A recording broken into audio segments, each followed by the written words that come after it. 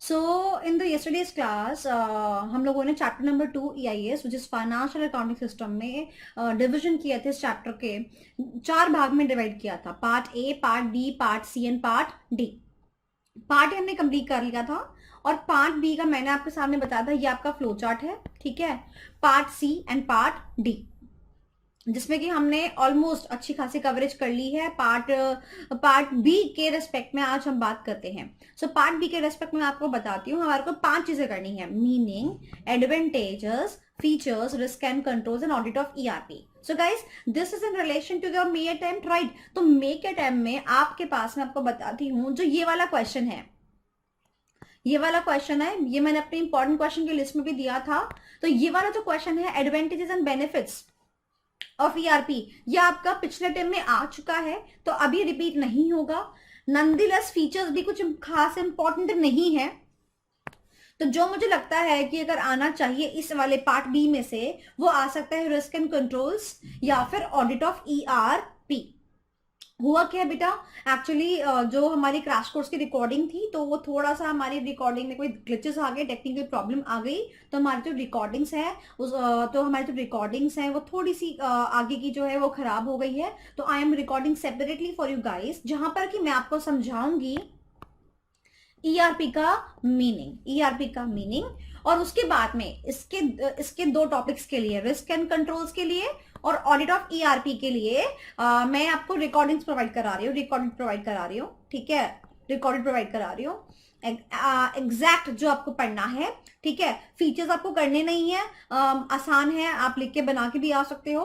और एडवांटेजेस और बेनिफिट्स जो हैं वो अटेम्प्ट में आ चुके हैं, तो अब नहीं आएंगे। तो let's just talk about the meaning and then you will be done with part number B. तो चलिए बात करते हैं ERP की। तो गाइस, ERP क्या चीज है, ध्यान से मेरी बात सुनेंगे।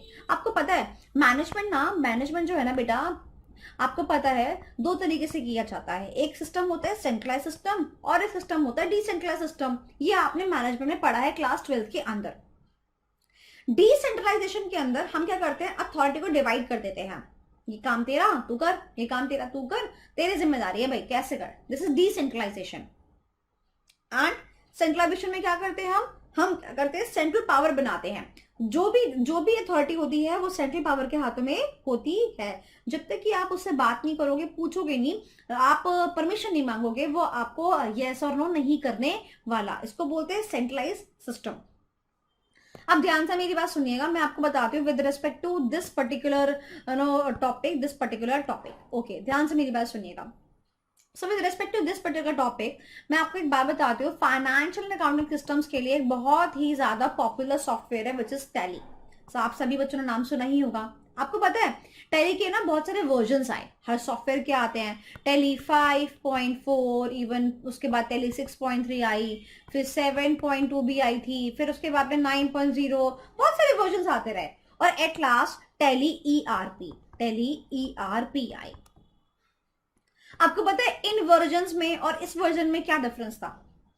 इन दोनों वर्जन्स में क्या डिफरेंस था? इन दोनों वर्जन्स में डिफरेंस था सेंट्रलाइजेशन का और डिसेंट्रलाइजेशन का। ये सारे के सारे क्या थे? डिसेंट्रलाइज थे, और ये सारे के सारे क्या थे? सेंट्रलाइज थे। अब समझते हैं कि ऑर्गेनाइजेशन में सेंट्रलाइजेशन और डिसेंट्रलाइजेशन कैसे होती है। तो देखो, आपके सामने मैंने बहुत सारे डिपार्टमेंट्स दे रखे हैं। देखिए, ये बहुत सारे क्या है? डिपार्टमेंट्स है। ये देखिए, ये क्या है? बहुत सारे डिपार्टमेंट्स है। तो अगर ये सारे departments, marketing department, accounts department, production department, ये सारे डिपार्टमेंट्स अपने काम को करने के लिए अगर इनको सॉफ्टवेयर की जरूरत पड़ती है, तो अगर ये अपने अपने सॉफ्टवेयर लेके आते हैं अलग अलग, तो उसको क्या कहते हैं? Decentralise system.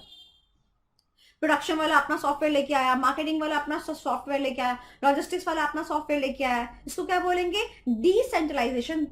और अगर मैं कहूं कि वन नेशन वन टैक्स, है ना, सिमिलरली अगर मैं बोलूं एक सॉफ्टवेयर जो कि मेरा सारा काम कर दे, अकाउंट्स का, परचेज का, प्रोडक्शन का, लॉजिस्टिक्स का, हर काम वो कर दे मेरा, तो उसको मैं क्या बोलूंगी? Centralise software. तो अब आपको मैं बताती हूं कि जो आपका टैली वाला सॉफ्टवेयर था, ये वाला कैसा सॉफ्टवेयर था?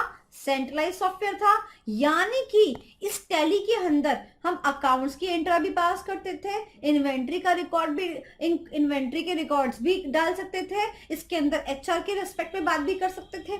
मतलब क्या है कि यहाँ पर हमारे को एक सॉफ्टवेयर जो कि हमारे को बात कर रहा है सारे फंक्शनैलिटीज को करके देने का। तो बताओ ईआरपी क्या है? ERP is a kind of centralised software.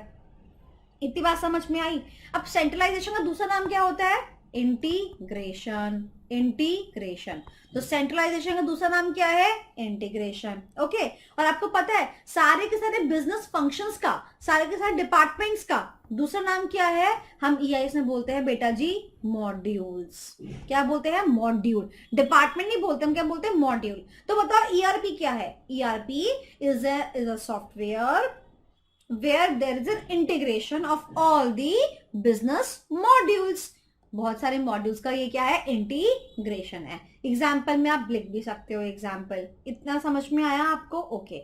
अब ध्यान से मेरी बात सुनिएगा। अब क्योंकि सॉफ्टवेयर एक है, क्योंकि सॉफ्टवेयर एक है तो जो डेटाबेस बनेगा, तो जो डेटाबेस बनेगा वो भी क्या बनेगा? Single database. तो सॉफ्टवेयर क्या है? सिंगल। डेटाबेस भी कैसा बनेगा? सिंगल। बात समझ आई? तो हमारे पास क्या होता है? हमारे पास ईआरपी के अंदर तीन चीजें होती हैं। कौन कौन सी चीजें होती हैं? आइए देखते हैं कौन कौन सी चीजें होती हैं। हमने बोला सिंगल डेटाबेस होता है। मॉड्यूल्स कैसे होते हैं? मॉड्यूल्स कैसे होते हैं? बहुत सारे। जो आपको चाहिए वो आप रखो, जो आपको नहीं चाहिए वो आप मत रखो। और वो मॉड्यूल्स कौन कौन से होते हैं? एग्जाम्पल दे दिए उसने यहाँ पर सारे के सारे। और ये क्या है? Basically this is an integration. This is an integration. ये देखिए इंटीग्रेटेड सिस्टम और enterprise resource planning. So I hope you are clear with the ERP का मीनिंग। ठीक है, तो आप जो है आप इसको कवर कर सकते हैं आराम से एग्जाम के लिए। और अगर मान लो रिस्क एंड कंट्रोल्स आ जाए, चाहे ऑडिट ऑफ ईआरपी आ जाए, तो आप इस मीनिंग को लिख के आ सकते हैं।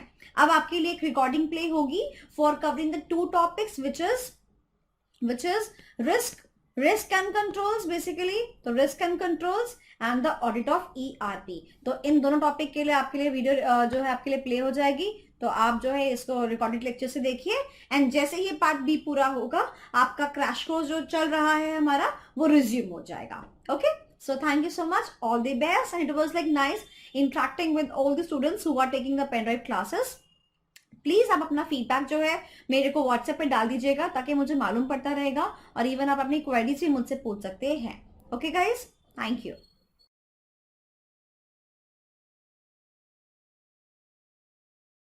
Now our next topic is risk and controls in the ERP environment. Now you know कि हम ERP environment में क्या करते हैं? डेटाबेस को सेंट्रली रखते हैं, राइट? एंड जब हम डेटाबेस को सेंट्रली रखते हैं ना कि डिसेंट्रलाइज्ड फॉर्म में, तो कुछ रिस्क अट्रैक्ट होते हैं एंड उन्हीं रिस्क को फिर हमें कंट्रोल करना पड़ता है। And therefore we had this topic risk and controls in relevant to the ERP environment. ICAI के अकॉर्डिंग ये टॉपिक जो है उनको काफी इंपॉर्टेंट लगता है एंड आए दिन जो है इस टॉपिक में से क्वेश्चंस आते ही रहते हैं। तो इस टॉपिक को आपको बहुत ही अच्छे से करना है। सबसे पहले उन्होंने इसमें दिया रिस्क का इंट्रोडक्शन। फिर उन्हें बोला कि हम आपको बताएंगे कि कौन कौन से रिस्क हैं, कौन कौन से टाइप के रिस्क हैं और उनके अगेंस्ट कैसे उनको कंट्रोल लगा के ठीक कर सकते हैं। Then there is a concept of RBAC and then we have a very little concept of types of access. ये सारे टॉपिक्स जो हैं बहुत इंपॉर्टेंट है। मैं ये बोलना चाहती हूँ अगेन एंड अगेन, इस वाले वीडियो को आप स्किप कर ही नहीं सकते। आपको ये वीडियो बहुत अच्छे से देखना ही चाहिए। अगर आप इस वीडियो को अच्छे से नहीं देखते हो तो might be you're at loss for the examinations. चाहे बात डिस्क्रिप्टिव क्वेश्चन की हो या फिर हो बात ऑब्जेक्टिव क्वेश्चन की, ये टॉपिक बेहद इंपॉर्टेंट है। इसको इंपॉर्टेंट मार्क कर लीजिए।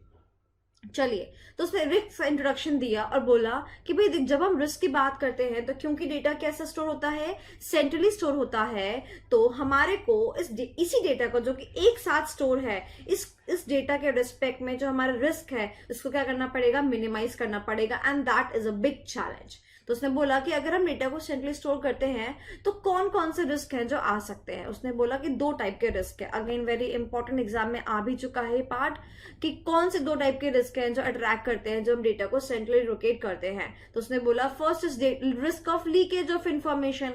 क्योंकि डेटा एक जगह स्टोर है तो क्या हो सकता है, वो इंफॉर्मेशन लीक कर सकती है।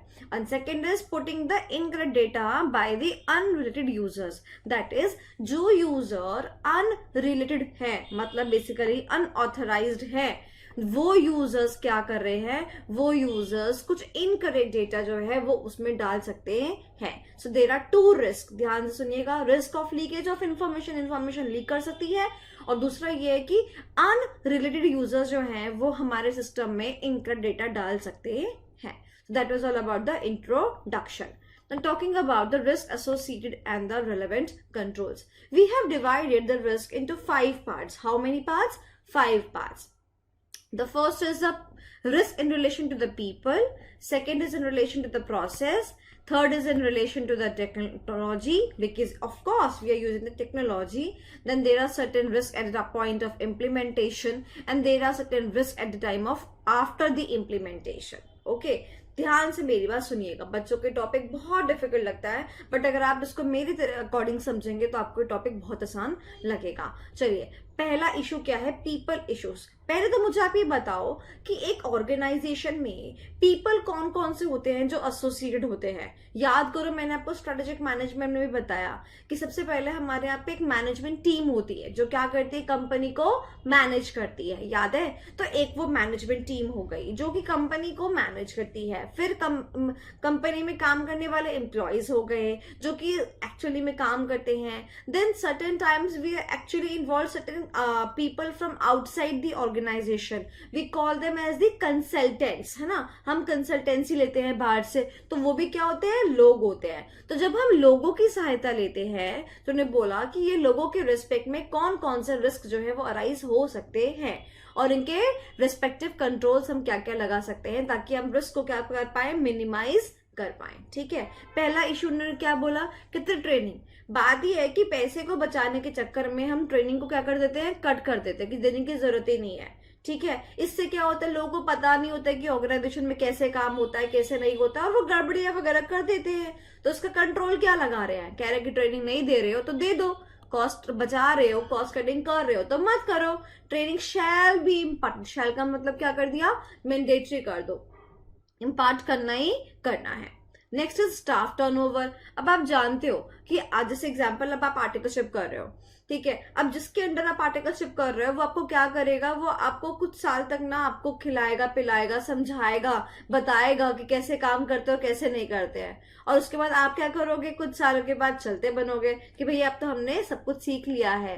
That means the people who are actually being trained in the organisation, they leave the organisation, and that is a risk of staff turnover. तो हमने क्या बोला कि अगर हमारे को ऐसा प्रॉब्लम है कि जो क्वालिफाइड पर्सनल है, ध्यान से मेरी बात समझेगा, पर्सनल एरा गैरा इंसान नहीं, खाली क्वालिफाइड पर्सनल मतलब एक्सपीरियंस इंसान जिसके जाने से हमारे ऑर्गेनाइजेशन को इम्पैक्ट पड़ता है. तो अगर आपको इससे जाने से इम्पैक्ट पड़ता है, आप रिस्क की पोजीशन में आ जाते हो, तो ऑब्वियसली उसको थोड़ा सा कॉम्पेंसेशन दे के और अपने ऑर्गेनाइजेशन में रिटेन करने की कोशिश करें ताकि मिनिमाइज हो सके ये turnover. Right. Next is top management support. मैंने आपको बताया था एम्प्लॉयज के रिस्पेक्ट में 2 पॉइंट हो गए. अब हम बात करते हैं मैनेजमेंट के रिस्पेक्ट में. जैसे घर पे अगर हमारे पेरेंट्स हमारा साथ नहीं देते तो क्या होता है, शायद हम वो चीज नहीं कर पाते जो हम कर सकते हैं. सिमिलरली एक ऑर्गेनाइजेशन में जब टॉप मैनेजमेंट का सपोर्ट नहीं होता ना, तो वो ऑर्गेनाइजेशन वो नहीं कर पाती जो वो कर सकती है. तो the resources remains under utilised. तो दे आर सेइंग दैट अगर हमें क्या नहीं मिलता, टॉप मैनेजमेंट का सपोर्ट नहीं मिलता, तो रिस्क अराइज हो जाता है क्योंकि हमारे रिसोर्सेज क्या रहते हैं, रिमेन अंडर यूटिलाइज्ड. तो हमने कैसा कंट्रोल किया है, कन्विंस करो. जैसे घर में मम्मी पापा को कन्विंस करते हो कि हमें सपोर्ट दो, गाइडेंस दो, तो उनको भी क्या करना है, सपोर्ट करना है, गाइडेंस करना है, उसके लिए उन्हें कन्विंस करना पड़ेगा. Next is consultants. These are the people outside the organization. ठीक है. Though the problem is now they are not familiar with the internal environment.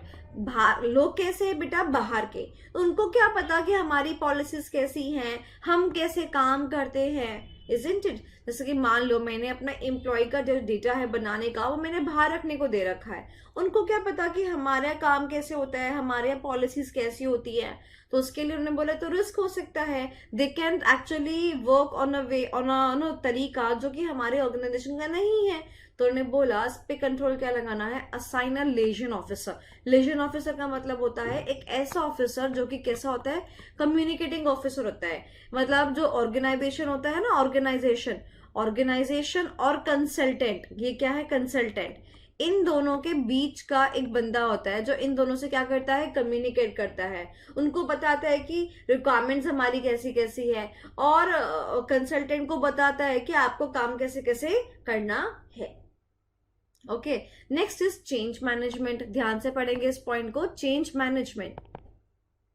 वो कहता है द प्रॉब्लम राइजेस कि हमारा जो मैनेजमेंट है ना, हमारे जो लोग हैं ना, जो काम कर रहे हैं ना, उसमें ना चेंजेस आने चालू हो जाते हैं। मतलब कि आज कोई इंसान है, फिर कल दूसरा कोई इंसान आ जाता है, तो उन्होंने बोला कि जो हमारी ऑर्गेनाइजेशन है ना, इस चेंज की वजह से रिस्क की पोजीशन पे आ जाती है। तो हमने कहा रिस्क की पोजीशन पे लाने की जरूरत ही नहीं है, आप उनको प्रॉपर ट्रेनिंग दो, एक मैनुअल सेट कर दो कि जब कोई नया बंदा सेम पोस्ट पर आएगा तो एक मैनुअल प्रिपेयर कर लो। जैसे जब आप वॉशिंग मशीन खरीदते हो तो आपको एक मैनुअल नहीं आता, इंस्ट्रक्शंस नहीं आते कि आपको ऐसे ऐसे काम करना है। सिमिलरली आप एक मैनुअल्स जो है वो क्रिएट कर लो कि एंटिटी में जो कोई भी आएगा ना उसको इसी तरीके से काम करना है, तो that means it will reduce the risk. So this is all the points about the change management, and together I can say that the points of technological the people risk. I hope this point is clear to you now.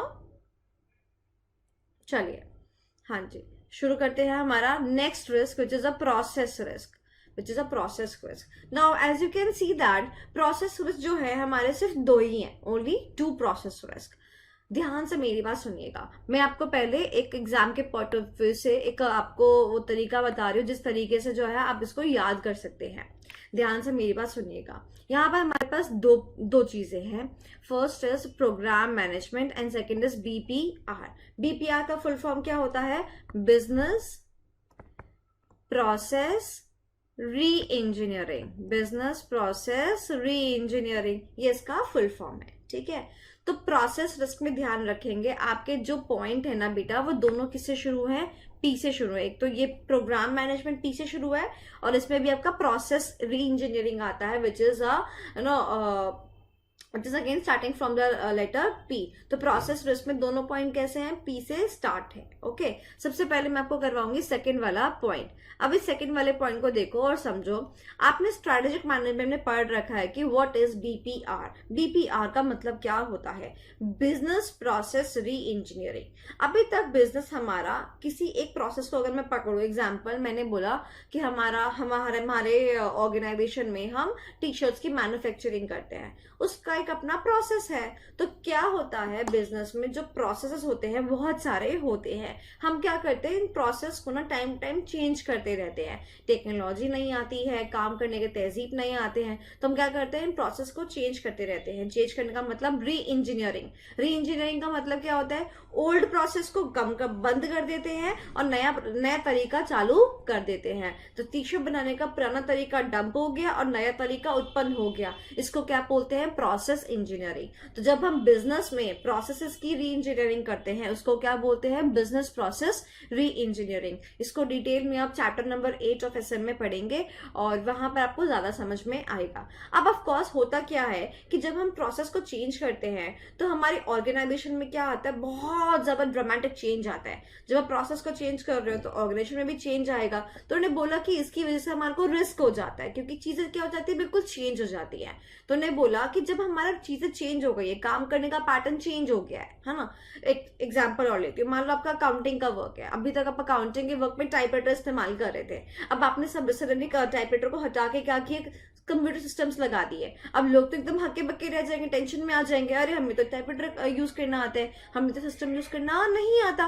तो क्या control लगाएंगे इसके ऊपर, हम इस पे control ये लगाएंगे कि आप जो हैं प्रॉपर ट्रेनिंग दे, स्किल डेवलपमेंट करे उनकी उस नए प्रोसेस को लेके। तो नया सिस्टम लगाए, प्रॉपर सिस्टम बताए, लगाए, उसके रिस्पेक्ट में स्किल ट्रेनिंग दे, स्किल डेवलपमेंट करे, तभी वो जो आपका रिस्क है वो क्या हो पाएगा, मिनिमाइज हो पाएगा। अदरवाइज नया प्रोसेस को लेके लोग अच्छी तरह काम नहीं करेंगे।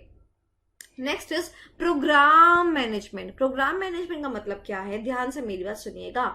सो प्रोग्राम मैनेजमेंट क्या कहता है, प्रोग्राम मैनेजमेंट ये कहता है कि एज एंड व्हेन ट्रांजैक्शन अकर होती है, और जब हम एक्चुअली में जब ट्रांजैक्शन अकर होती है और जब हम उसको सॉफ्टवेयर में डालते हैं, उसके बीच में टाइम गैप होता है। तो प्रोग्राम मैनेजमेंट में जो हम चाहते हैं, हमारे को डिसीजन मेकिंग करनी है, तो जब हमारे ट्रांजैक्शन होने में और उसके एंट्री होने में सिस्टम के अंदर टाइम गैप होगा, तो हमें एक्चुअल परफॉर्मेंस का पता नहीं चल पाएगा। से फॉर एन एग्जाम्पल, मान लो मैं ट्रेन में टिकट बुक कराती हूँ, ठीक है, उनका अपना एक सॉफ्टवेयर है।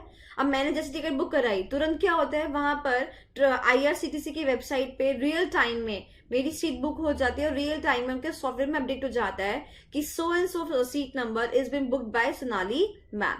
तो द पॉइंट इज कि ये इसे बोलते हैं रियल टाइम इंफॉर्मेशन। तो वो कहते हैं कि हमारे प्रोसेस से प्रॉब्लम है with respect to the programme management, कि जब एक्चुअल में ट्रांजेक्शन होती है और एंट्री होता है, उसमें गैप होता है, तो उसके रिस्पेक्ट में उन्होंने क्या कंट्रोल लगाया, उसके रिस्पेक्ट में उन्होंने कंट्रोल लगाया कि आप जो है इंफॉर्मेशन रियल टाइम बेसिस पर जो है डाले अपने सॉफ्टवेयर के अंदर, जैसे कि IRCTC की वेबसाइट करती है।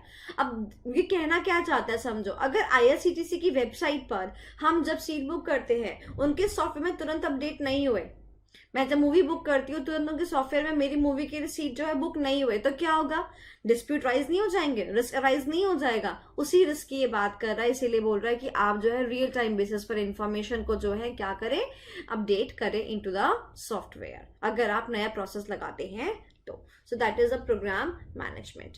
चलिए आगे चलते हैं। हमारे 5 रिस्क हैं, 5 में से हम 2 कर चुके हैं। अब हम बात करते हैं वेरी इंपॉर्टेंट टेक्नोलॉजिकल रिस्क। मतलब obviously nowadays we are using the technology and therefore the technological risk arises. Okay, सबसे पहला पॉइंट है सॉफ्टवेयर फंक्शनैलिटी।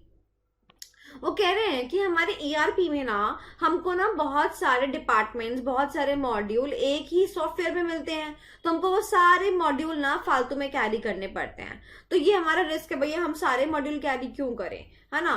तो वो कहते हैं कंट्रोल में, भैया देखो बात ऐसी है, जब आप उस सॉफ्टवेयर को अपने सिस्टम पे इंस्टॉल कर रहे हो, जब आप अपने सॉफ्टवेयर को सिस्टम पे इंस्टॉल कर रहे हो, उस पॉइंट ऑफ टाइम पे आप सिर्फ उन्हीं पे टिक मार्क करो जो मॉड्यूल्स आप पर एप्लीकेबल हैं, राइट जो मॉड्यूल्स आप पर एप्लीकेबल है। जो मॉड्यूल्स आप पे एप्लीकेबल नहीं है उन पर जो है आप टिक मत करो, उनको अपने सिस्टम पे इंस्टॉल मत करो। अब मैं आपको मॉड्यूल्स की बात बता देती हूँ। देखिए, जब हम बात करते हैं मॉड्यूल्स की, तो मॉड्यूल्स का मतलब क्या होता है, राइट सुनिए मेरी बात ध्यान से। जब हम किसी एंटिटी की बात करते हैं, किसी ऑर्गेनाइजेशन की बात करते हैं, तो उसमें बहुत सारे क्या होते हैं, डिपार्टमेंट्स होते हैं, as I mention you before.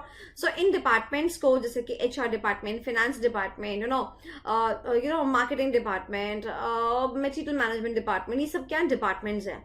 इन्हीं डिपार्टमेंट को हम अपने EIS में क्या कहते हैं, मॉड्यूल्स कहते हैं। And under the ERP system हम सारे मॉड्यूल्स को एक ही सॉफ्टवेयर के अंदर रखते हैं। तो ये कह रहे हैं कि हम सारे मॉड्यूल्स को, जो कि हमारे पे लागू भी नहीं होते, हम उनको कैरी क्यों करें। तो हमने कहा कि भाई मत कर कैरी, जब तू सॉफ्टवेयर को इंस्टॉल कर रहा है तो सिर्फ उन्हीं पे टिक मार्क कर जो तेरे को जरूरत की लगे, simple. Next is technological obsolescence. ये तो आपको पता ही है, ऑब्वियस सी बात है, आज एक टेक्नोलॉजी है, कल को वो टेक्नोलॉजी खत्म हो जाएगी, तो ये तो प्रॉब्लम है ही है। तो उन्हें बोला कि हाँ इसके चांसेस जरूर हैं, बट मैं आपको ये बोलती हूँ, आपके पास एक ऑप्शन है which is upgrading the technology. आपके पास हर टाइम के आते रहते हैं, अपग्रेड्स आते रहते हैं, और दिस इज योर चॉइस, अब करना चाहें करें, अब नहीं करना चाहें ना करें। ऐसा कोई बहुत टेढ़ा काम नहीं है अपग्रेडेशन करना। ओके चलिए बात करते हैं नेक्स्ट, एनहांसमेंट्स एंड अपग्रेड्स। अब वो कह रहे हैं कि अपग्रेडेशन आती रहती हैं, बट उसके चक्कर में ना एक रिस्क आ जाता है विच इज डेटा लॉस। कभी कभी आपने देखा होगा कि आप अपने फोन को जो है ना अपडेट करते हैं, है ना, सिस्टम वर्जन को अपडेट करते हैं, and certain times we have a data loss problem in that particular process. तो वो आपसे उस रिस्क की बात कर रहा है कि चलो ठीक है, आपने कहा अपग्रेड कर लेते हैं, अपग्रेड कर लेते हैं, बट जब हम अपग्रेड करने के लिए जाते हैं तो कभी कभी क्या हो जाता है, ऑर्गेनाइजेशन को डेटा लॉस हो जाता है। उन्होंने बोला कि भैया अच्छी जगह से सॉफ्टवेयर खरीदो ना, सॉफ्टवेयर अगर अच्छे वेंडर से खरीदोगे, अच्छा सॉफ्टवेयर इस्तेमाल करोगे, तो तुम्हारे को डेटा लॉस की प्रॉब्लम नहीं आएगी। Is that clear? चलिए अब बात करते हैं फोर्थ पॉइंट की। जो बेटा ये फोर्थ वाला पॉइंट है ना, ये फोर्थ वाला पॉइंट अच्छे अच्छे बच्चों को समझ में नहीं आता, ठीक है। सबसे पहले इसको समझेंगे, इस कॉन्सेप्ट को समझेंगे, कॉन्सेप्ट क्या है। मैं आपको एक पॉइंट बता रही हूँ, विच इज पोर्टफोलियो। पोर्टफोलियो क्या होता है? देखिए बेटा पोर्टफोलियो क्या होता है, ये है बेटा मिस्टर राम, ठीक है। और इस राम के पास है बेटा 10 लाख रुपए। कितने रुपए? 10 लाख रुपए। इतना पैसा कमाता है ये, इसके पास कितने रुपए हैं? 10 लाख रुपए। तो इसने क्या किया, समझना मेरी बात। 10 लाख रुपए का बाइफिकेशन मैं आपको बता रही हूँ। 10 लाख रुपए में से लेट सपोज 2 लाख रुपीस का इसने म्यूचुअल फंड खरीद दिया of company A. 2 lakh rupees का इसने म्यूचुअल फंड खरीदा ऑफ कंपनी बी। 1 लाख रुपए का इसने शेयर्स खरीदा of company D. 2 lakh rupees का इसने एफडी करा लिया बैंक के अंदर, ठीक है। कितने हो गए? 2 2 4 2 6 और 1 7। 3 लाख रुपए के इसने बॉन्ड्स खरीद लिए, गवर्नमेंट बॉन्ड्स। अब आप देखो ये टोटल 10 का क्या है? बाइफर्केशन है। तो अगर मैं आपसे पूछूं कि मिस्टर राम का पोर्टफोलियो क्या है, तो मैं ये बोलूंगी मिस्टर राम का क्या है पोर्टफोलियो? ये मिस्टर राम का पोर्टफोलियो है। ये टुगेदर जो दिखता है आपको, ये क्या है? मिस्टर राम का portfolio. That means the bifurcation of the investments of mister Ram. Is that clear? बात समझ में आई? अब यहाँ पर अब वो बात किस चीज की कर रहा है ये देखते हैं। ये देखिए वो बात किस चीज की कर रहा है, देखेंगे। ये देखिए एप्लीकेशन पोर्टफोलियो मैनेजमेंट, वो कह रहा है यहाँ पर, वो बात कर रहा है with respect to the portfolio management. But किसका पोर्टफोलियो मैनेजमेंट? वो कह रहा है एप्लीकेशन पोर्टफोलियो मैनेजमेंट। ध्यान से मेरी बात सुनेंगे। वो कहता है कि जब मैंने मिस्टर राम के रिस्पेक्ट में बात की तो मुझे बात समझ आई, मेरे को पहले बिजनेस के रिस्पेक्ट में बताओ। सुनो, अब ऐसे ही ना क्या होता है? बिजनेस होता है। ऐसे क्या होता है बेटा? बिजनेस होता है। क्या होता है? बिजनेस होता है। कहाँ गया वो एग्जाम्पल? ये रहा। सो ऐसे क्या होता है? बिजनेस होता है, ठीक है। अब मैं इसको सब्स्टिट्यूट कर रही हूँ, राम को हटा दो और राम की जगह क्या लिख दो? राम की जगह लिख दो आप बिजनेस। कोई भी बिजनेस लगा दो, मान लो आपने लिखा रिलायंस। तो अब जो रिलायंस है ना, इस रिलायंस का टोटल नेटवर्थ जो है उसका जो बाइफर्केशन होगा वो मैं क्या बोलूंगी? वो क्या है? रिलायंस कंपनी का पोर्टफोलियो मैनेजमेंट है। ये आप पढ़ते हैं एसएम के चैप्टर नंबर 2 के अंदर। ये क्या बन जाएगा? रिलायंस कंपनी का पोर्टफोलियो बन जाएगा कि रिलायंस कंपनी ने पैसे कहाँ लगा रखे हैं? टेलीकॉम सेक्टर पे लगा रखे हैं, जियो में लगा रखे हैं, है ना, रिलायंस ट्रेंड्स में लगा रखे हैं, कपड़ों में लगा रखे हैं, रिलायंस ज्वेल्स में लगा रखे हैं, रिलायंस ज्वेलरी मेकिंग में लगा रखे हैं, राइट। सो वो क्या बन गया? रिलायंस कंपनी का पोर्टफोलियो बन गया। अब वो ये कहता है कि जब मैं इस पोर्टफोलियो में, मान लो मेरे पास पैसे बढ़े और मेरे को इस पोर्टफोलियो में कोई एक नया बिजनेस ऐड करना है। मान लो मैंने एक नया बिजनेस ऐड करा, एग्जाम्पल शूज का बिजनेस मैंने ऐड करा। तो कह रहे कि आपने एक नया बिजनेस ऐड करा तो आपको क्या करना पड़ेगा? एप्लीकेशन में एक नया मॉड्यूल ऐड करना पड़ेगा। Got getting my point? तो इसके रेस्पेक्ट में क्या बोलते हैं कि आपको जब मॉड्यूल ऐड करने की बात में उसने बोला कि आप जो है, जब आपको बारी आएगी नया मॉड्यूल ऐड करने की तो आपके लिए तो ये अच्छी चीज है कि आपको एक नया सॉफ्टवेयर खरीदना नहीं पड़ेगा, ठीक है, उस नए पोर्टफोलियो के रेस्पेक्ट में। क्यों? क्योंकि आप तो ईआरपी सिस्टम फॉलो कर रहे हो और ईआरपी सिस्टम के रेस्पेक्ट में आपको सारे मॉड्यूल्स एक ही जगह पर मिलते हैं, तो आपको कोई नया खरीदने की जरूरत नहीं है। तो उन्होंने क्या बोला था? उन्होंने बोला था कि एप्लीकेशन न्यू पोर्टफोलियो मैनेजमेंट में कि आपको एक नया ऐप खरीदना पड़ेगा क्योंकि आप पोर्टफोलियो मैनेजमेंट कर रहे हो। तो उन्होंने बोला कि नया ऐप खरीदने की कोई जरूरत नहीं है, आपको सेम ऐप में वो फीचर मिल जाता है कि आप उसी मॉड्यूल को एक्सेप्ट कर सकते हैं। सो this is all about the technological risk. अब हम बात करते हैं पोस्ट इम्प्लीमेंटेशन रिस्क की। मतलब जब हम इसको लगा लेते हैं ना, उसके बाद क्या रिस्क आता है। भैया देखो, अब एक बार लगा लिया ना, ठीक है, एक बार लगा लिया ना, तो देखो बात ऐसी है, यहाँ पर लोग साथ में शादी कर लेते हैं और पोस्ट इम्प्लीमेंटेशन ऑफ शादी कितने रिस्क हैं। जरूर थोड़ी ना है कि जिंदगी भर चले नहीं चले। लोग प्यार तो कर लेते हैं बट हमेशा रहे नहीं रहे कौन कह सकता है। सिमिलरली वो ये कह रहे हैं कि जब आप ईआरपी लगाते हैं तो अगर आप बात करते हैं लाइफ लॉन्ग कमिटमेंट की, तो रिस्क अराइज होता है कि भैया नए वर्जन आ जाएंगे, नए लोग आ जाएंगे, नई टेक्नोलॉजी आ जाएंगी, पता नहीं हमारी ईआरपी रहे नहीं रहे। तो वो ये कह रहा है कि भाई देखो बात ऐसी, अगर कमिटमेंट के साथ में और कंसिस्टेंसी के साथ में काम करोगे तो आपका एक लाइफ लॉन्ग कमिटमेंट बनेगा आपके ईआरपी सिस्टम के साथ। ठीक है, समझ में आ गया होगा ये तो point. Last but not least बात करते हैं अदर इंप्लीमेंटेशन इश्यूज की। अदर इंप्लीमेंटेशन इश्यूज का मतलब है कि जब आप इंप्लीमेंट करने के लिए जाते हो तो आपको कौन कौन से इश्यूज दिखते हैं। सबसे पहले मैं आपको बताना चाहती हूँ 2 point, which is data safety and data access. Data safety and data access, वो कह रहा है जो आपका डेटा है ना वो आपका लॉस हो सकता है। हमने कहा भाई बैकअप रख ले, बात ही खत्म, इजी इजी इजी। अब कहते हैं डेटा की एक्सेस, क्योंकि डाटा क्या है, एक जगह है, उसने बोला डेटा की एक्सेस, तो कहते हैं डेटा एक जगह है तो हो सकता है कि non relevant person, unauthorise person देख ले। उसने क्या बोला, apply RBAC, role based access control, which is covered in your next concept. Role based access control, basically the point is कि जो जिसकी औकात है उसको औकात के हिसाब से क्या देने का, एक्सेस देने का। ठीक है, तो ये 2 पॉइंट आपके खत्म हो गए। Next talking about 2 very important and easy points, which is speed of operation. क्या डेटा सेंट्रलाइज स्टोर है, डेटा सेंट्रलाइज स्टोर है तो हमारी स्पीड क्या हो जाती है, कम हो जाती है। जैसे एग्जांपल है, मैं आपको आपके मोबाइल की बात करूं, है ना, मैं आप मान लो आप और मैं और 3-4 और लोग ना घूमने के लिए गए, हमने कहा चलो फोटो क्लिक करते हैं, सभी लोगों ने अपने मोबाइल पे फोटो क्लिक करी। फिर मैंने आपसे बोला कि आप मुझे ना फोटोज भेज देना, फिर आपने किसी थर्ड पार्टी से बोला कि फोटोज भेज देना, थर्ड पार्टी ने मुझसे बोला कि मैम आप भी फोटोज भेज देना। अब क्या होगा, जब वो फोटोज मेरे पास आएंगी ना तो मेरी फोटोज दोबारा मेरे पास भी आ जाएंगी। होता है ऐसा, आपके साथ भी होता है ना। So it actually give rise to the duplicacy of data, और डुप्लीकेसी डाटा से क्या हो जाता है, हमारा जो स्टोरेज है वो भरना शुरू हो जाता है और हमारी स्पीड क्या हो जाती है, कम हो जाती है। तो इसके लिए उसने बोला apply the data redundancy technique.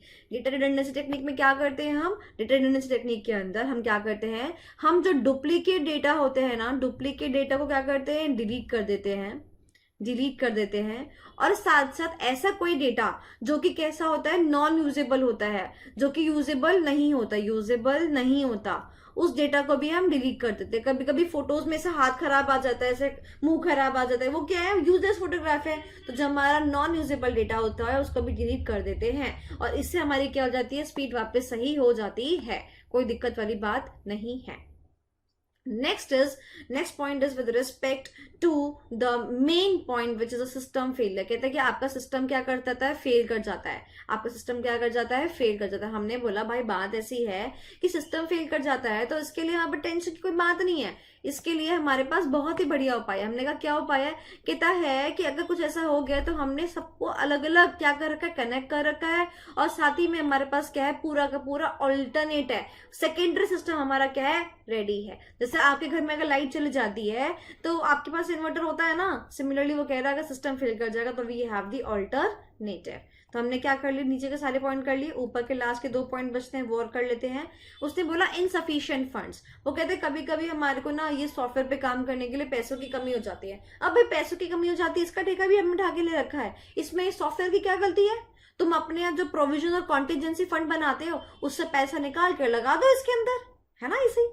Okay, next is lengthy implementation time. कह रहे हैं कि एक ऑर्गेनाइजेशन जो कि अभी तक डिसेंट्रलाइज पे काम कर रहा था, उसको अगर मैं सेंट्रलाइज पे आने को बोलूँ ना तो ये काफी टाइम लगा सकता है। तो उन्होंने बोला कि अगर ऐसी बात है तो तुम साथ में, टाइम तो देखो लगेगा, तुम अपने एम्प्लॉयज को एंथुजियास्टिकली मोटिवेट करते रहो कि भैया होगा, वन डे इट विल। कोई भी चीजें एकदम से नहीं आती, स्टेप बाय स्टेप ही आती है। So keep your momentum high, क्या बोलते हैं, हाउस जोश हाई सर।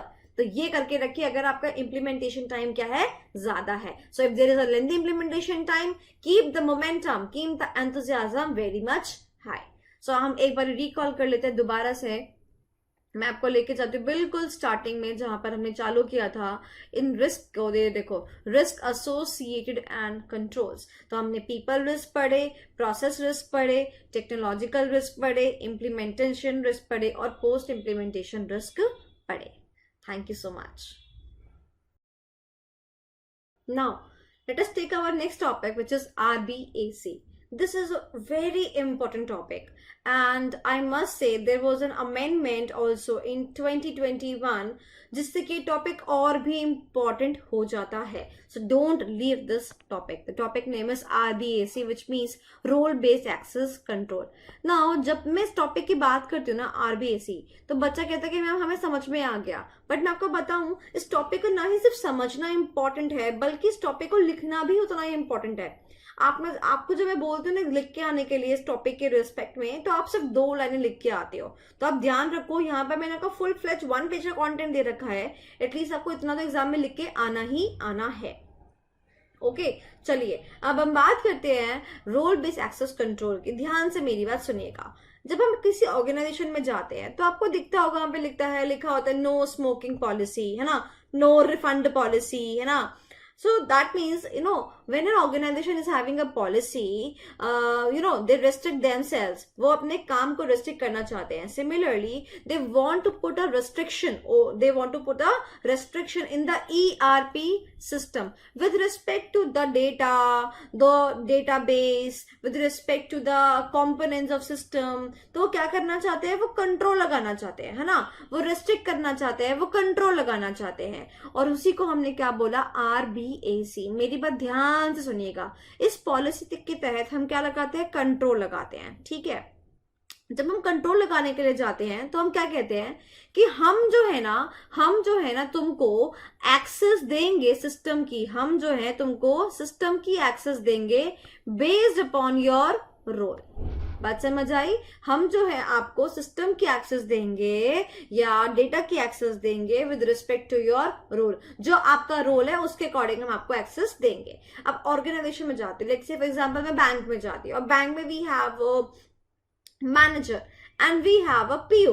ओके, तो जो रोल बैंक मैनेजर का है क्या वही सेम रोल पीओ का है? नहीं. क्या हायरार्की में जो पोजीशन पीओ की है, मैनेजर की है, क्या वो सेम पोजीशन बाकी सबकी, क्या सब लोग सेम हायरार्की में फॉलो करते हैं on one post? No ways. So इसका मतलब हमने बोला कि जिसका जैसा रोल है उसको वैसी एक्सेस मिलनी चाहिए. एक बैंक पीओ को you can not grant access of the manager's post. Similarly, if I talk about any organization, we have to put a control over the access of the relevant, system, data, files, and hence we call this policy as a role-based access control. So in this policy, हम क्या बात करते हैं? We say that we restrict the system access only to the जो कौन से वाले people जो कि authorized लोग हैं. इसको हम कभी कभी रोल बेस्ड सिक्योरिटी के नाम से भी बोलते हैं, because this control, this policy is providing you the feature of security. Now next very important point, ये पॉइंट ऐड हुआ था, ध्यान से पढ़ेंगे. It is a policy. ये क्या है? एक पॉलिसी. जैसे कि मैंने आपको अभी बताया, इट इज अ पॉलिसी. अब इस पॉलिसी में आपको क्या मिलेगा और क्या नहीं मिलेगा, दैट मैटर्स अ लॉट. तो देखते हैं क्या मिलेगा. जो मिलेगा that is given in point number 1 कि क्या मिलेगा आपको इस पॉलिसी के तहत, क्या मिलेगा is given in point number 1. और क्या नहीं मिलेगा, it is given in point number 2. देखते हैं एम्प्लॉयज को इस पॉलिसी के तहत क्या मिलेगा. कहते हैं इस पॉलिसी के तहत एम्प्लॉयज को राइट टू इंफॉर्मेशन मिलेगा, जो इंफॉर्मेशन उनकी जॉब को करने के लिए जरूरत में है. तो उनकी जो जॉब है उस जॉब के लिए उनको जो भी इंफॉर्मेशन चाहिए उस पर उनको राइट मिलेगा. और क्या नहीं मिलेगा, ऐसी इंफॉर्मेशन नहीं मिलेगी that does not pertain to them, जो उनके लायक नहीं है, उनकी जॉब की लायक नहीं है, ऐसी इंफॉर्मेशन उनको नहीं मिलेगी. बात समझ में आई? चलिए आगे चलते हैं. Components of RBAC, very important point. Components of RBAC, component का मतलब होता है कि आरबीएसी में कौन कौन सी बातें आती हैं. सबसे पहली बात आती है आरबीएसी में रोल परमिशन. रोल परमिशन मतलब आपका जो पोस्ट है उस पोस्ट में आपको क्या क्या चीजों को परमिशन दे रखी है, आपको क्या क्या चीजों की एक्सेस दे रखी है, आप क्या क्या कर सकते हो. Second is user role. User क्या कर रहा है उस पोस्ट पर बैठकर, यूजर कौन कौन से राइट्स को एक्सेस कर रहा है, कौन कौन से प्रिविलेजेस को एक्सेस कर रहा है. And third is role relationship that takes away your eyes on point number 1 and point number 2. तो ये इन दोनों का मिश्रण है। कहता है कि point number 1 talks about the role permission, कि आपके पोस्ट की क्या रोल है, that is the role permission, right. And user क्या क्या रोल निभा रहा है, that should be taken into consideration. So role relationship क्या कहता है कि जो पोस्ट का रोल है, जो पोस्ट की प्रिविलेजेस है, क्या यूजर उसी पोस्ट का, उसी रोल को, उसी प्रिविलेजेस को ले रहा है या नहीं ले रहा है। Next point is RBAC can be used to facilitate the administration of security in the large organization. छोटे ऑर्गेनाइजेशन में भी टेंशन नहीं होती है, पर लार्ज ऑर्गेनाइजेशन के लिए RBAC इज वेरी फ्रूटफुल। इसका एक एग्जाम्पल दे रखा है जूनियर अकाउंटेंट का, सेम एग्जाम्पल ICA मटेरियल में दे रखा है, सेम मैंने यहाँ पर दे रखा है, आप इसको रीड कर सकते हैं। सो हमने यहाँ पर पढ़ा कि RBAC के बारे में। RBAC एक ऐसी पॉलिसी है जिसके तहत हम एम्प्लॉयज को उनके प्रिविलेजेस और नॉन प्रिविलेज के बारे में बताते हैं। Next is the types of RBAC, कि RBAC के कौन कौन से टाइप होते हैं। देखिएगा ध्यान से, देखो RBAC का फुल फॉर्म है रोल बेस्ड एक्सेस कंट्रोल, ठीक है। अब देखो यहाँ पर एक्सेस कंट्रोल तो क्या है, देखो कॉमन है, सरनेम तो देखो बेटा पापा का मिलेगा ही मिलेगा, ठीक है। तो RBAC के 2 बच्चे हैं जिनका सरनेम क्या है, एक्सेस कंट्रोल। उन दोनों बच्चों का नाम क्या है, एक का नाम है मैंडेटरी एक्सेस कंट्रोल, एक का नाम है मैक और दूसरे का नाम है डैक। एक का नाम है मैक और दूसरे का नाम क्या है, डैक। Very easy. चलिए समझते हैं इन मैक और डैक के बारे में। ध्यान से मेरी बात सुनिएगा, मैं आपको वाई एग्जाम्पल एक बात बोलती हूँ। चलो लेट्स सपोज आप एक किसी कॉलेज में पढ़ते हैं और आपको जो है बोला गया कि चलो हम आपको ना लैपटॉप जो है, लैपटॉप्स की खुशी दे देते हैं, that we will be providing you with a laptop and you can use it for the purpose of making the projects or for certain work which is being actually required by the college. And the moment you receive the laptop, you actually just see there are certain privileges, there are certain things which are restricted. आपको ना system में कुछ चीजों की restriction दी गई, आप ये नहीं कर सकते, आप ये नहीं कर सकते, आप यूट्यूब नहीं चला सकते, आप ये नहीं कर सकते, आप वो नहीं कर सकते। तो इसका मतलब कि आपको एक चीज की एक्सेस तो दी गई, आपको एक लैपटॉप तो दिया गया, बट काफी हद तक उसमें कहीं चीजों को लेकर, कहीं पॉइंट्स को लेकर, कोई सॉफ्टवेयर्स को लेकर क्या थी, एक्सेस डिनाइड मतलब नहीं मिली थी। ऑन दी अदर हैंड, अब मान लो कि आपको एक लैपटॉप जो है वो आपके पापा मम्मी ने दिला दिया। अब भैया आपके तो क्या हो गए, बल्ले बल्ले, आपको कोई टेंशन ही नहीं है। क्यों टेंशन नहीं है? क्योंकि अब आपको कोई टेंशन ही नहीं है with respect to denied access. सब कुछ खुला है, जो मन चाहे वो करो और जो मन चाहे वो नहीं कर, तुम्हारी मर्जी, right? So hence we have 2 types of access control. First is mandatory access control and second is discretionary access control. जब आप अपना लैपटॉप लाते हैं ना तो आपकी अपनी चॉइस होती है। डिस्क्रिशन का मतलब होता है चॉइस, उसको बोलते हैं डेक। एक बार डेक को रीड कर लेते हैं, क्या बोलते हैं, deck involves the physical and the digital measures, ठीक है, and it is less restrictive, क्योंकि ये आपके हाथ में होता है आपको क्या चीज खोलनी है और क्या चीज नहीं खोलनी है। इंडिविजुअल को कंप्लीट कंट्रोल मिलता है ओवर द रिसोर्सेज, अपने लैपटॉप पे खुद का पूरा कंट्रोल मिलता है। However, the owner of the system set policies who can access it. वो आपके मम्मी पापा जरूर डिफाइन कर सकते हैं कि ये आपका सिस्टम है, आपका लैपटॉप है, कि आपके भाई का है, लाइक दैट। तो ओनर जो है वो इतनी सी पॉलिसी को बस सेट कर देता है कि कौन उसको एक्सेस कर सकता है। बट जब एक आपको एक्सेस मिल जाती है तो फिर आपकी चॉइस है आपको क्या क्या करना है।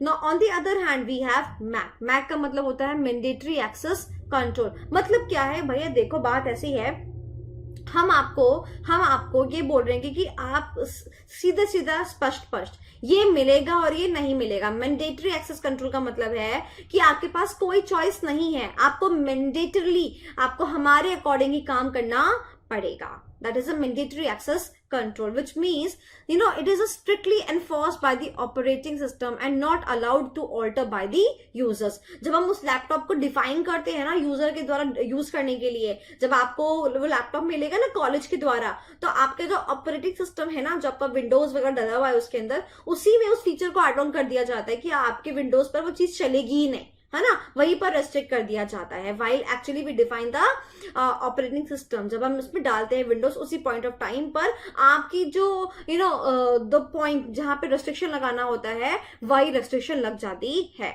उसके बाद में जब रेस्ट्रिक्शन लग जाती है, फिर आपको क्या होता है, जो लोगों के पास में एक पासवर्ड होता है वही लोग उसको एक्सेस कर पाते हैं. आपको एक पासवर्ड दिया होता है. अच्छा, एक बात मुझे बताओ, right now work from home की पॉलिसीज जैसे चल रही थी, अब वर्क फ्रॉम होम की पॉलिसीज के तहत क्या हुआ, बहुत सारे एम्प्लॉयज को लैपटॉप दिया गया, है ना, बाय देयर ओन कंपनीज. कंपनियों ने क्या किया, अपने एम्प्लॉयज को लैपटॉप प्रोवाइड किया.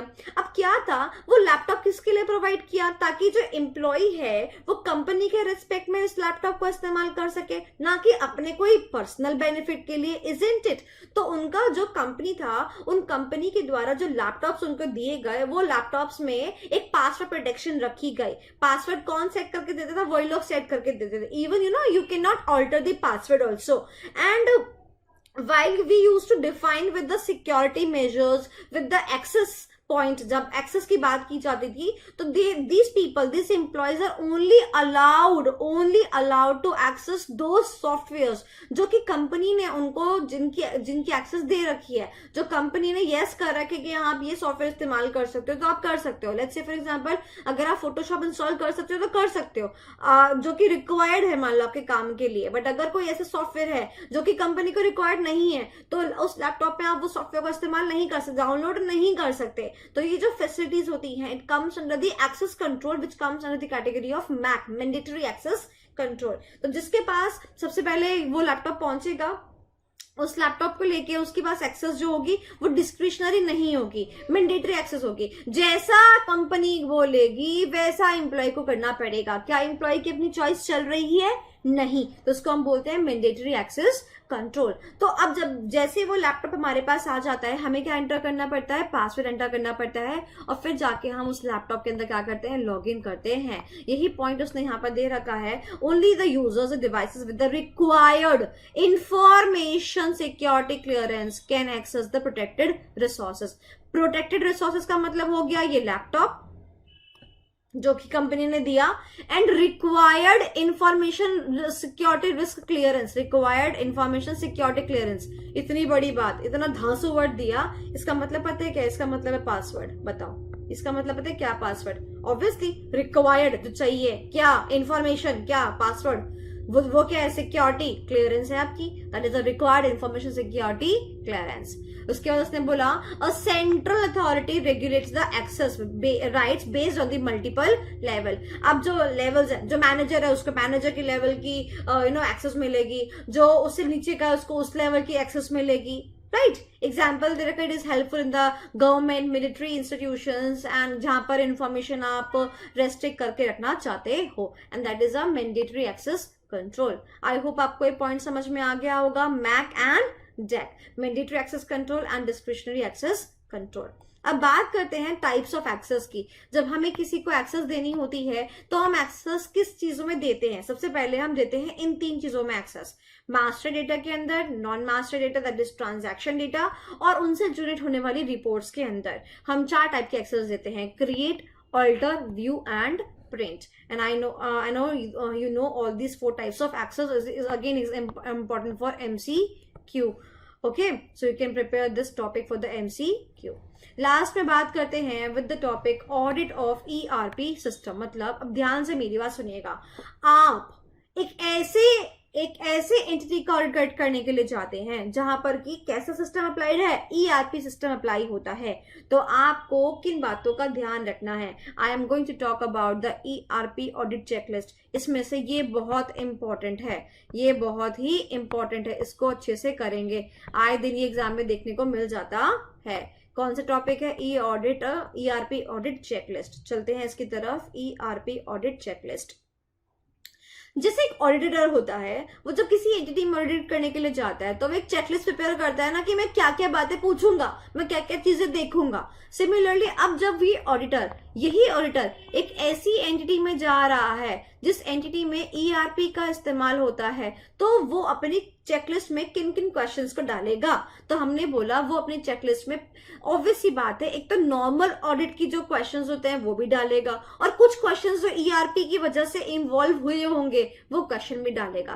पहले कुछ पॉइंट्स पढ़ते हैं। देखिए, उसने बोला कि क्या जो आपका ईआरपी सिस्टम है वो एज पर दी जनरली एक्सेप्टेड अकाउंटिंग प्रिंसिपल्स चलता है कि नहीं चलता। अकाउंटिंग स्टैंडर्ड्स, ऑडिटिंग स्टैंडर्ड्स है ना, जैसे होते हैं, तो क्या आपके अकाउंटिंग पॉलिसीज, अकाउंटिंग स्टैंडर्ड्स जो आप पे एप्लीकेबल हैं, आप वही चीज फॉलो करते हो कि नहीं करते हो। तो ये एक जनरल चेकलिस्ट है। क्या आप रिपोर्टिंग रिक्वायरमेंट्स, जैसे कि आपकी कारों की रिपोर्टिंग रिक्वायरमेंट्स ऑडिटर को फॉलो करनी पड़ती है, सिमिलरली कंपनीज को बहुत सारी रिपोर्टिंग रिक्वायरमेंट्स फॉलो करनी पड़ती है, आरओसी को पता नहीं क्या क्या भेजना पड़ता है, तो क्या आप रिपोर्टिंग रिक्वायरमेंट्स को फुलफिल करते हैं। क्या आप अपनी इंफॉर्मेशन को कॉन्फिडेंशियल और इंटीग्रेट करके रखते हैं। क्या आपका ट्रांजैक्शन ऑथेंटिक, वैलिडेट और एक्यूरेट ट्रांजैक्शन होता है, मतलब जो सिस्टम आप जो सॉफ्टवेयर इस्तेमाल करते हैं क्या वो सॉफ्टवेयर से एक्यूरेट ट्रांजैक्शंस होती हैं। क्या आप आरबीएसई को फॉलो करते हैं। क्या आपका सिस्टम जो है वो एक सुटेबल परफॉर्मेंस डेटा देता है एज एंड व्हेन रिक्वायर्ड। आपको जब कोई ग्राफ चाहिए, आपको क्वार्टर का डेटा चाहिए किसी पर्टिकुलर, क्या आपका सॉफ्टवेयर वो देता है। क्या आपको सॉफ्टवेयर को यूज करने के लिए जो यूजर्स हैं क्या उनको प्रॉपर ट्रेनिंग मिलती है। क्या आप कंप्लीट डॉक्यूमेंटेशन मेंटेन करते हैं, और क्या आपके पास कंप्लीट अच्छे खासे ऑडिट ट्रेल्स हैं या नहीं। ऑडिट ट्रेल्स का मतलब होता है हायरार्की ऑफ ट्रांजैक्शंस। जब ऑडिटर जाता है ना काम करने के लिए, तो वो जनरल एंट्री फिर ट्राई बैलेंस ऐसे नहीं करता है, वो सबसे पहले ना बैलेंस शीट उठाता है, और फिर बैलेंस शीट से ना उसको it pickups from the tail, पूंछ से पकड़ता है, बैलेंस शीट से पकड़ता है, और फिर लास्ट में जाता है सीधा ट्रांजैक्शन हैपन होने तक, the occurrence of the transaction. तो वहां से लेकर जो आपका सॉफ्टवेयर बैलेंस शीट दिखा रहा है, उसमें जो एक particular content, let's say for example fix asset दिखा रहा है 2 करोड़ की, तो ऑडिटर जो है वो 2 करोड़ की बिल्कुल ऑथेंटिसिटी पे तक जाएगा, बिल्कुल लास्ट मोमेंट तक जाएगा जब वो ट्रांजैक्शन हैपन हुई थी, जब हमने उस प्रॉपर्टी को खरीदा था। So this is known as audit trails. तो ऑडिटर जो होता है वो इन सारे पॉइंट्स को जो क्या करता है, कंसिडर करता है। It is a very important question, इसको आप एग्जाम में अच्छे से करके जाइए। This is the ERP audit. Thank you so much.